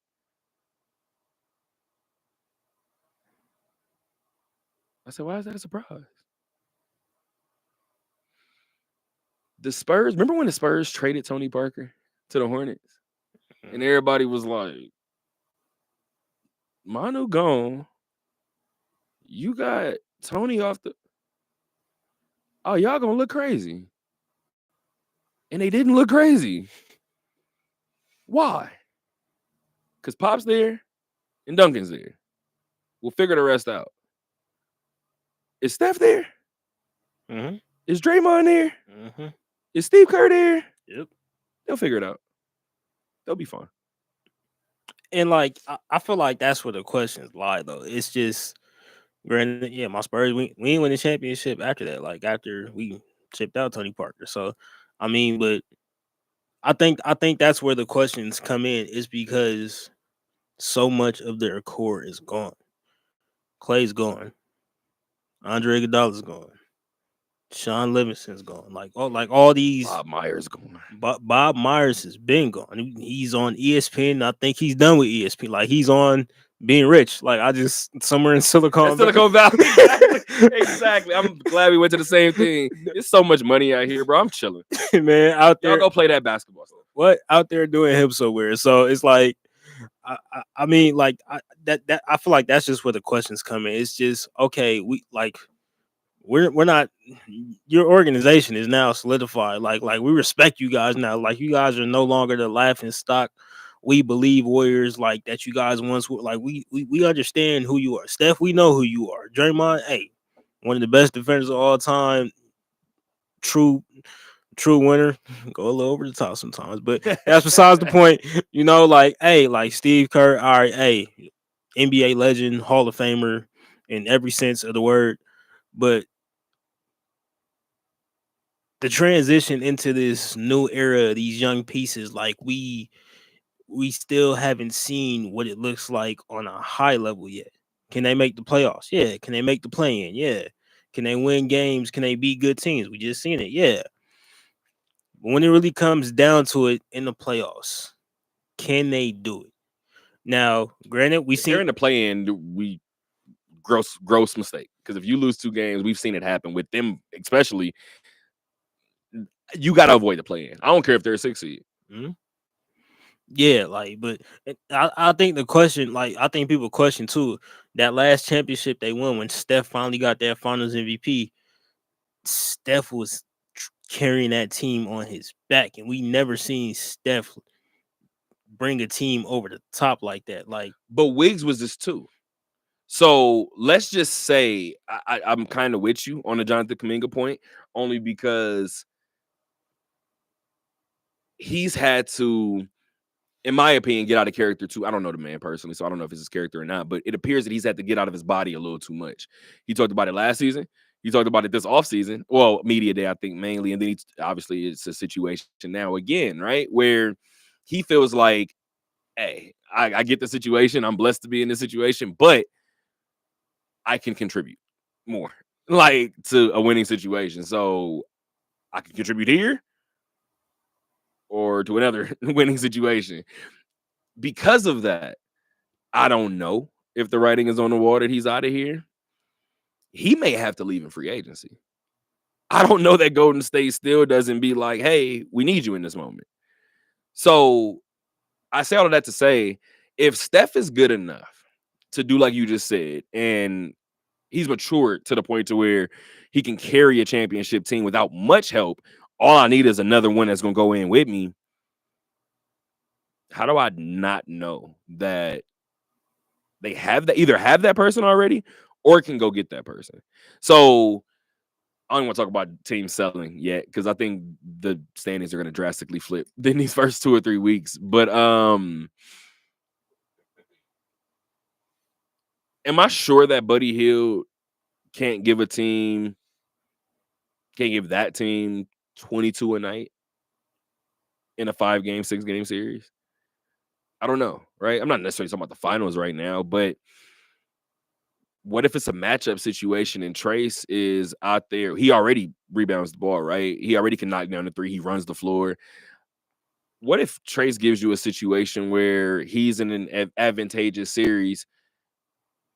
He gives you 14 and 16. This is a 4, 5, 6-game series. So you only need a little short sample size, right? 120 rebound night. These little moments. I just don't know that Steph isn't enough. I think to a small degree, it's still the only word that's coming to mind is undercover. I don't want to say undercover hate for Steph, but like a person may not even realize that they're hating. But I think a lot of people still look at Steph like, prove it. And I think that's disrespectful. I think it's beyond disrespectful because the man is proving it. We can move on unless you want to end it. I mean, just he has proven it. I think it's not really Steph. It's just people are questioning the team around him and the pieces around him more so than anything. I would be more worried about Steph if Dre wasn't there, like I've said before. If you get rid of Draymond and you don't bring in Domantas Sabonis, you don't bring in Scotty Barnes, you don't bring in a 4 that can run the offense from the high post, like i.e. a Tim Duncan, a Asia Wilson, a Breanna Stewart, you're going to have problems. Steph operates best when I have a 4 or a 5 that can operate from the top of this paint and get me the ball. I would be more worried if Dre wasn't there. I respect it. Got football topics, and then we'll end with a hockey topic. These 2 football ones, I don't know how you guys want to do it. We have UNLV coming off of not a week. You guys know I like the round of applause. For some reason, I wish it was a little bit longer of applause, but it is what it is. UNLV coming off of an idle week that saw them move up in the standings by 2 spots, went from 5th to 3rd. They're currently 6-2 on the year. 2-1 in the Mountain West. They're looking up rather at both Boise State and Colorado State. Boise sits at 7-1, number 12 team in the country. What's today? Thursday? Yep, number 12 team in the country. Colorado State sitting at 6-3. Both of those teams are 4-0 on the year in the Mountain West. People in Vegas are haters. It's the only thing I can say. I went and looked at Colorado State schedule as well. Somebody was talking to me this week and was like, well, yeah, Colorado State is going to possibly make the championship without having It was Dick Calvert. Shout out to my guy, DC, right? Shout out to my guy, DC. In case you guys are unfamiliar, legendary voice of the Rebels. I seen him at the men's season opener against Alabama State. And I always make the joke with him every time we're in the Thomas and Mack. Like when we start the new season, he was sitting in his seat, in his special seat. I went over there, shout out to him and his wife AC, and I asked him, I said, how often do you look up? And he just started laughing because his jersey is up there. And he was like, I'm up there somewhere. And I was like, that's a bar. Like whether you know it or not, I'm up there that's tough. But the entire reason why I was over there, I'm like, I need to get your opinion on this team, see what it looks like. We start talking football, right? He said UNLV or Colorado State may mess around and get to the championship without having to play Boise or UNLV. In the back of my mind, I said, DC, you're a hater. I went and looked at the schedule again.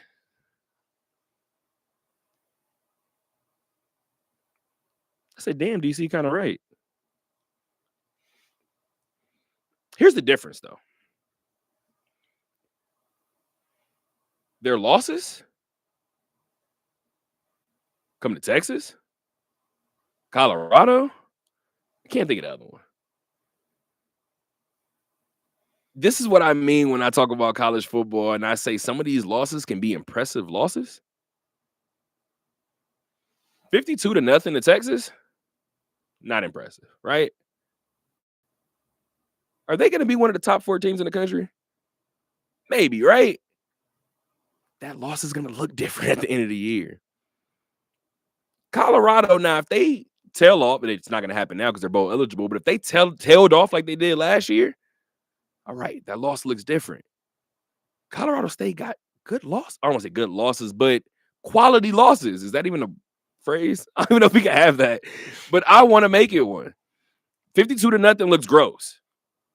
If I ended up getting skunked 52-0 to the national champs, and it was week 1, I don't know. I might like my chances. UNLV needs help. But at the same time, too, same thing I told DC. UNLV needs to not have a slip up like they had last year. Historic season last year. All-time season. Ended with 3 straight losses. And the funny thing is, I've told people about those losses, too. I'm not mad at Boise in the Mountain West Championship. I'm not mad at the bowl game. UNLV could have controlled that San Jose State game. The funny thing is, I know it's kind of scary in this business saying for a fact, but I've said it before. That loss a couple of seasons ago at Hawaii lost Marcus Arroyo his job. That game, the decision was made. This is going to happen. Barry's not going to lose his job, right? Nowhere close. UNLV has some games coming up, i.e. at Hawaii on Saturday. 6 p.m. start time. for 3 weeks, maybe 2. I need UNLV and its fans to not look at Colorado State. I don't think I can tell the program not to look at Boise. I think that's just going to happen. But don't look at Colorado State. There's a good chance Colorado State goes undefeated in the Mountain West. If it happens, it was written. It is what it is. Let UNLV drop another game. There's no chance. Life comes at you fast in college football. Fast as hell. I mean, we were just sitting here talking about UNLV being in a CFP playoff, and now we're talking about can they get to the Mountain West Championship? And you're absolutely right. Those losses look totally different towards the end of the season. I love hearing you say, Oh my Texas God. is national champions. That sounded beautiful. But, This is what happens when you're objective. This is what happens, guys. This is why. But, I mean, same thing with Colorado. Say Colorado wins out and they end up winning the Big 12. You lose to Big 12 champion, possible SEC champion. I got to figure out the third loss. Is going to drive me insane. I mean, I think the third loss might be ugly. Yeah, it might be because I'm like, hey, who else did they lose to? I'm like, watch it be like Northern Colorado. Watch it be somebody gross. Yeah, but like, I mean, Oregon State, a Pac-12 team, exactly. So, and people love to be like, oh, the Pac-12 is this, is that, and the third. Go look at Washington State and Oregon State's record. Still Pac-12 schools, guys. I feel like they took it personally that everybody left. Both of them. I feel like they. I thought they was both gonna be bottom feed. I'm not even gonna hold you. I did too. I don't mean, know why I thought that. You know how crazy it was when everybody bought NCAA and you clicked on the Pac-12 and you just seen Oregon State and Washington State. You like, what? The game is broken. like what's happening? So, I mean, yeah, like UNLV is really in a tight spot, and I got to keep betting against them because when I finally believed in them, and I'm like, you know what, they gonna beat Boise. And what did I say? What did I say before the game? I said, you know what, if they hold Ashton Genty in between 120 to 130, you know what, they got it. They held them to 130, mighty close, and yeah, guys, it didn't go the way we planned it, but yeah. So, really, yeah, you guys got to win out. I'm so glad I control the camera. You can't lose to Hawaii. No, you guys cannot lose to Hawaii. You guys cannot. I think they still got to see San Jose State. Exactly. Am I wrong? That's exactly where I was going. You cannot lose to San Jose State. Yeah, because it's Hawaii, San Diego State, San Jose State, UNR. Mm-hmm. That's the 4. Yep. So that's not an easy schedule. Good, like down the stretch. I hate to say it, but we don't hear this very often in Mountain West football, especially with UNLV. San Diego State might be the give me, which is wild to say. Which is extremely wild to say. I mean, I don't know, man. At least we've seen with Barry Odom's UNLV team. At least they win the games they're supposed to. They do. November gets spooky in college football. Like Barry has said it. November gets very spooky in college football. This is when teams start to look towards the end of the season, like, oh, we just got it. Okay, well, yeah, we got that game. And those 2 games might be a little tough. That's when you lose. And Barry already said that he's talked about it since he got into the building, right? He's told the team those that win in November will go on to be remembered. He's right. He's right. I actually gave him this stat. Damn.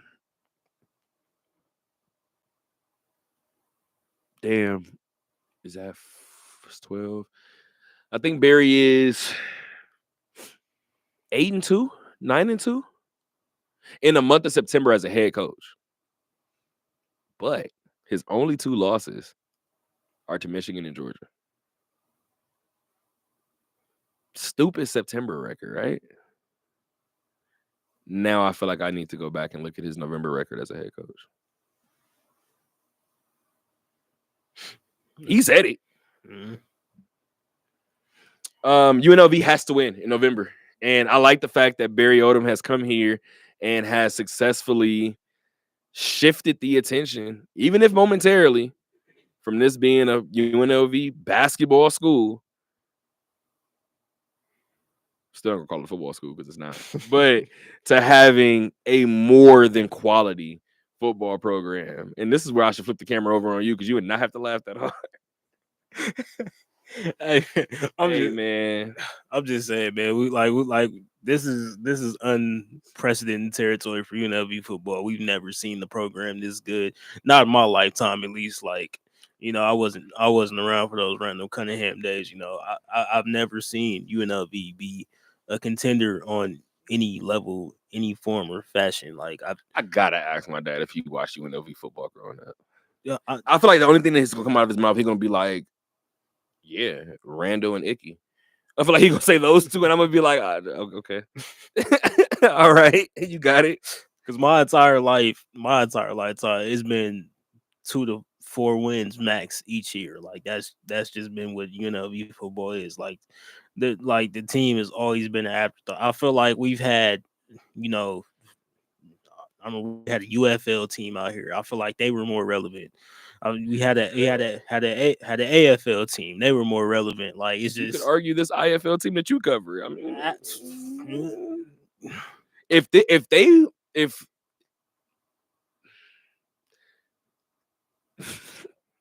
if if the Nighthawks had the season that they just had during Marcus Arroyo's 0-6 year, they probably would have set Vegas on fire. absolutely. Because it goes back to what you just said before. Not having a good football program is probably one of the things that UNLV has gotten used to over the years, over the decades, right? You want me to go watch the Desert Dogs? Like instead of UNLV football? I think that's when the city goes up in arms, right? And that's why I think so many people hold Barry Odom in the position that they hold him in.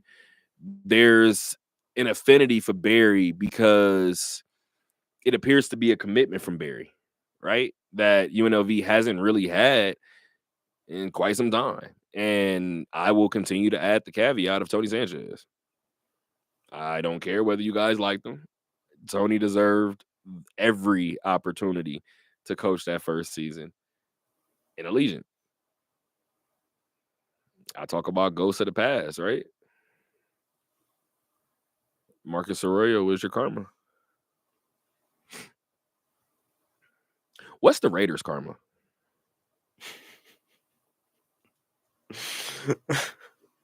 I mean, this is what they've been doing for like the past 20 years. I mean, I really don't. These, Is it burn it down time?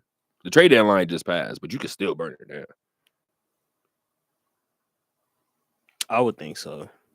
But at that point, I feel like if for having a superstar like Max, I feel like at this point, like doing it right now, especially after trading Devontae, have him looking like, oh, what are we doing?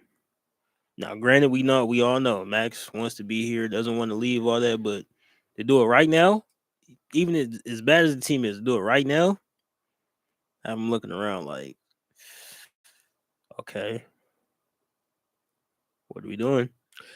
That conversation is going to happen. And I don't think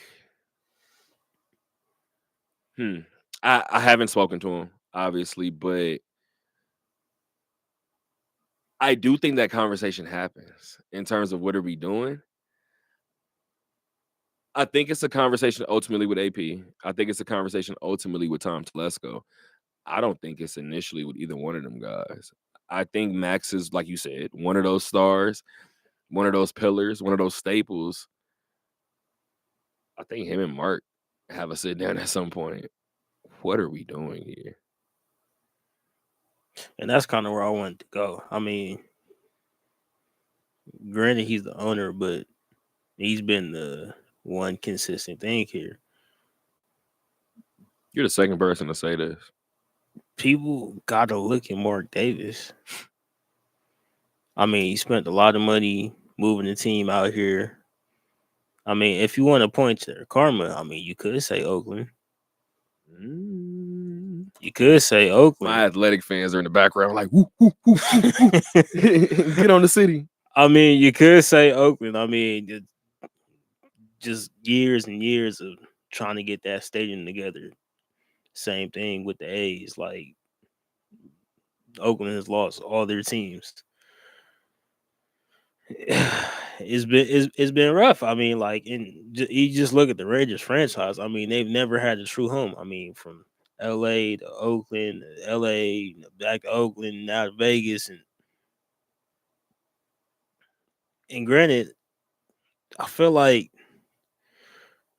there's a lot of California influence out here, and a lot of people move back and forth from Cali out here. But I feel like in terms of like locals within Vegas, we didn't necessarily want the Raiders. Do we want a football team? Absolutely. I've heard. Absolutely. We wanted a football team. Do we want our own football team? Yeah. The Raiders don't feel like they're ours. Feels like they belong to Oakland still. Now, granted, the Raiders culture, fan base hasn't infiltrated the city in a real major way. Absolutely.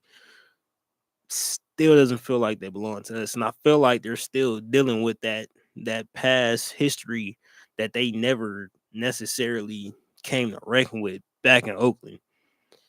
And now the team's kind of in this place to where they've had talented players, they've had the talent, they've had Devontae Adams, the Josh Jacobs, Who's a Packer? Sorry. That boy running his ass off. Hey man, I seen a stat with Alabama running backs just across the. Anyways, running back you. Charles Williams is not going like that. I said. Just all the talent the Raiders had. I feel like a broken record at this point because I feel like I say it every week, and it's just we're now just looking at the team and we're like, okay, we're like, what is it going to take to put the team in a position to actually win and win on a consistent basis? Now, granted, everybody's talking, a lot of people looking forward to the draft and like, all right, you could look at now. Could they get Shedeur Sanders? And with that tie that him and Tom Brady have had for quite some time, he works out with him a lot in the offseason. I feel like Shedeur would be great for the Raiders. I mean, I feel like that's a kind of a match made in heaven. I mean, flashy, somebody that flashy mixed in with the Raiders' toughness, and don't nobody say that Shedeur is not tough. You can say what you want about it. I know some people try to call him a diva. You get sacked 6 times in a game and you still win on a consistent basis. Don't tell me that's a diva. Don't tell me that's somebody that's tough. That's not tough. I'm not trying to hear that. So I'm looking at the Raiders as this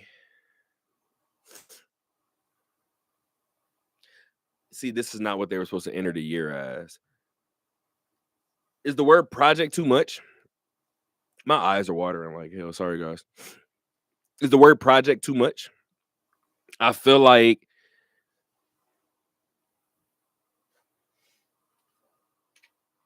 the rest of the Raiders season is gonna feel like a job interview. And the end of last season felt like a job interview.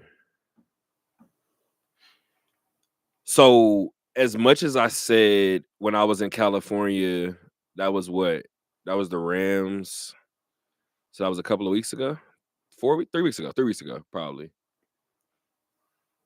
I said the Raiders couldn't afford to strip the cupboard bare.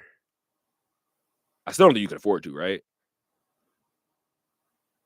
I think you're probably going to throw out more cans than you're going to keep. I look at somebody like a Nate Hobbs, who I like a lot. Nate can play. And Nate is one of those talents to where if Nate can play,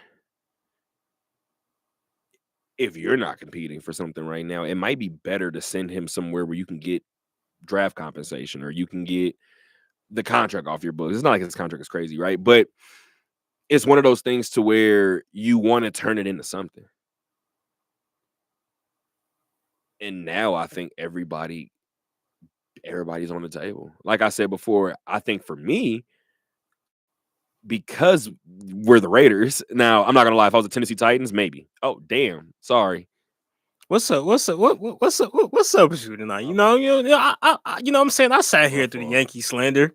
I sat here through that. My fault. I said my fault. That was a genuine my fault. That was a genuine my fault.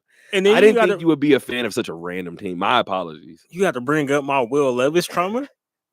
That's crazy. I'm sorry, dog. All I meant to say, this is probably why I'm crying. All I meant to say was, if I'm one of those teams where, like a Dallas, right? Let's say Shedeur let's say Shedur's in Dallas, and I know I'm doing a lot, but let's just say Shedur's in Dallas. If Shedeur doesn't have the best season, maybe you look to make a move at wideout. Maybe you definitely need to go get a new running back. Oh, we're going to tighten up the defense, whatever. Shedeur has that personality to where in Dallas, it's like, he might be the last thing that we throw out with the bathwater, right? Like, we think he might be something, kind of the same way that they've done with Dak so far, right? Dak has handled the media properly. Dak stayed healthy. Dak wasn't turning the ball over. And then he had some up and down moments. That's the way I feel about Max for the Raiders. If I'm Mark, now, if Max gives me the time that he's given me a Hall of Fame type career almost with the Raiders, right, aside from winning, if he asks to be let out, you got to do what's right by him, right? But as long as he's saying, hey, this is where I'm at, this is the team that took a chance on me, this is where I want to be, whatever the case may be, I can tell you the one can is not leaving. That can of peas that's in the back of that cupboard that's been there since 2003, it's going to stay there. The rest of these cans can leave. If I'm the Raiders, everybody is on a job interview except for Max Crosby. 5 straight losses is gross. This hasn't happened since they went 4-12. I mean, we knew it was going to be bad. Not this bad, though. Like, we was thinking 6-7 wins, and right now that's looking very, very, very grim. They get 6 wins, we'll throw a party. That's my deal. Where's my pen? Let me write that time down. Talk that talk party. I'm here for it. If the Raiders win 6 games, we're partying. I will walk in here. Bottles in hand? Oh. Absolutely. But I will walk in here with a Raiders hoodie. If y'all win 6 to 7 games, I will go spend my hard-earned money on a Raiders hoodie, and I will wear it on this show. I like it. He has no faith that the Raiders are going to win 6 games. He has 0 faith. That's why he said that so confidently. Who finishes with a better record, Tennessee or the Raiders? Don't ask me tough questions like that. Man, the way we looking, but it might be the Raiders. I think the Raiders end up with a better record. I'm sorry. I mean, God, Will Levis, I mean, he's hurt right now, but we'll learn a lot about the Raiders, or maybe not. I don't know. At this point, I don't know anything anymore. The Raiders play at Miami, 2nd straight year in Miami around my birthday, November 17th. Sunday, 10 a.m., Hard Rock Stadium. They will take on the Miami Dolphins. Let's go ahead and end the show with some Vegas Golden Knight news. The Knights have won on the road. They had played 4 games, dropped all of them prior to beating Edmonton 4-2 on the road at Rogers Place. Shout out to Isaiah Torres, who had the stories up on TalkThatTalkRadio.com. The camera's not even on me. My fault. Story's already up on TalkThatTalkRadio.com. Noah Hannafin, 2 goals. He had 1 goal coming in the first, 12 games that were played this season. 2 in the 3rd period. This is coming off of a 2nd period where Edmonton had scored 2 goals, right? And on the road, this offense, has just been completely different. We talked about it a couple times earlier this year. Pardon. That the offense at home, I guess you could probably talk about the defense at home too, but the offense at home, 5 goals, 6 goals, 7 goals, season high 8 goals in the opener against Colorado, right? And then you get to the road, 3 a couple of times. You get a 2. You nearly are almost shut out in one game, right? So you have these moments for the Knights where it seemed like their offense goes missing on the road, and kind of happened again, right? And then you get somebody who's not normally your go-to offensive player. Obviously, Noah Hannafin mainly partners with Alex Pietrangelo on that D-line. He gets you not 1 goal, but 2 goals. And this is coming off of his first 3-point night of his season, or of his career. I think it was of his career. And he had 3 points through the first 11 games before that 3-point night. And then you have 2 goals the following game after that. This is what we talked about before. The Knights lost so much offense this offseason. Whether it be Jonathan Marchessault, whether it be William Carrier, Chandler Stevenson, they lost a lot, right? Bruce Cassidy said we're going to need some guys who we don't normally have score goals to do it. I'm not asking you for 30. I'm not asking you for 40. But guys that we don't typically have score, we need you to score. Keegan Colasar this year has scored. Noah Hannafin has scored. Why am I blanking? What was the other one I was going to go to? It better come back. It better come back. Brett Howden is scoring. I'm going to be completely honest. We are still in the first 30 days of this season. I don't know if this continues. I don't know. But what I do think is going to happen because of that, you're going to have some new stars emerge. And the funny thing is, some of these new offensive weapons may be on the D-line, whether it's a Noah Hannafin, whether it can move around, right? We saw William Carson return back to the lineup, and obviously he's a forward, but he returns to the lineup and first shift, gets an assist on a goal, gets a late third period goal in his first game at home. Like, this team has gotten every boost it needed during this first 30 days of the season. That stretch that I said was coming for the Lakers season, at some point is coming for the Knights season. We got a small glimpse of it with the way that they started on the road. At some point, this team may be looking for offense.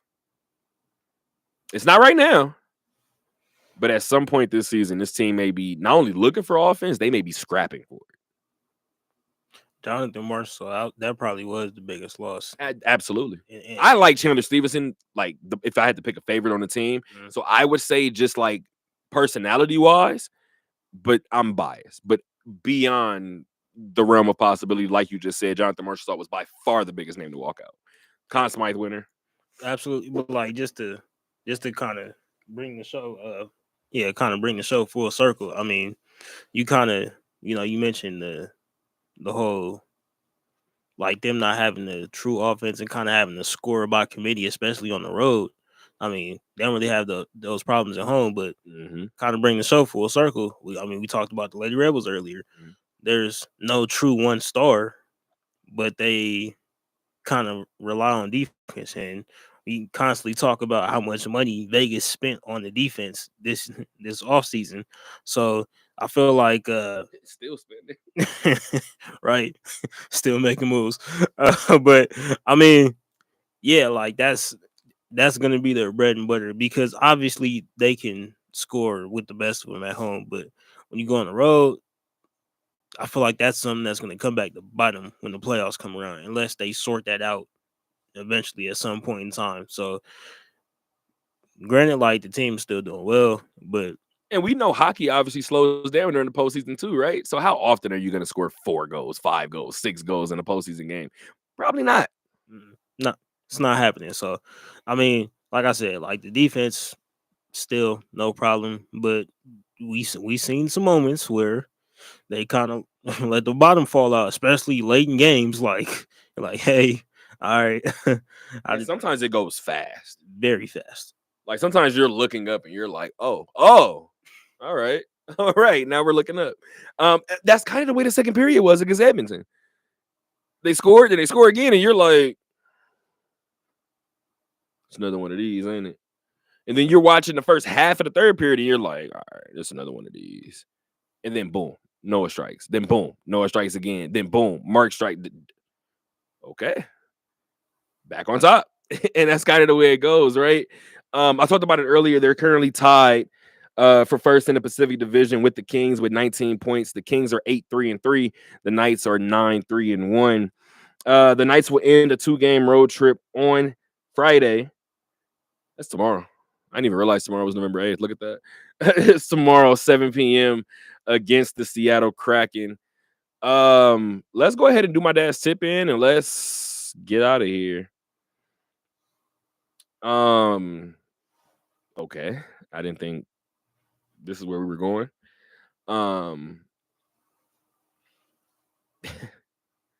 He's gonna piss me off before the show ends. That's crazy. All right, let's do it. My dad's tip in. Let me get my music queued up because I see where this is gonna go. Go ahead and get ready. My dad's tip in. Ran across a great read today on ESPN, and it's called The Battle Within. It's an article recounting the 20 years following the death of former Arizona Cardinals player Pat Tillman. We have heard many recounts of Tillman's story, but this one has a lot of new theories. Trigger warning for anybody who needs to hear it. For those who don't know, after playing for the Cardinals from 1998 to 2001, Tillman gave up a lucrative NFL contract to join the Army Rangers with his brother Kevin. Unfortunately, on April 22nd, 2004, the enemy ambushed Tillman's Army Ranger convoy in Afghanistan. Soldiers fired on a darkened ridge where other Army Rangers were positioned, and Tillman was killed by friendly fire. The story chronicles the lives of Tillman's platoon members. Maybe I need to go read this too. The story chronicles the lives of Tillman's platoon members, what really happened that day, and why, despite 7 investigations, Tillman's family and platoon mates say top decision makers still haven't been fully held accountable. And it also shows new evidence confirming that the family fears of a huge cover-up by the government. This was a special read when I realized that we will be celebrating Veterans Day this Monday. Pardon, guys. I have to make sure I'm reading this right. This was a special read when I realized we will be celebrating Veterans Day this Monday. And in honor that, I want to thank everyone who has served or fought for our country, those who are still with us and those who lost their lives. Thank you, Pat Tillman, for thrilling us on the gridiron, but more importantly, for your bravery on the battlefield. I have good news. I don't need to be angry today. My dad ended that the exact way it should have ended. I will add one thing. When I say the NFL is king, I mean what I say. I think it is extremely gross that Pat Tillman's family has asked for decades for the NFL essentially to stop recognizing them because they feel like there's something more to it. I think you are beyond gross to ignore the family's request. I always talk about that certain level of arrogance that you need to be successful. The NFL might have a little bit too much. Until next time, gang. Keep on talking. It is the crazy.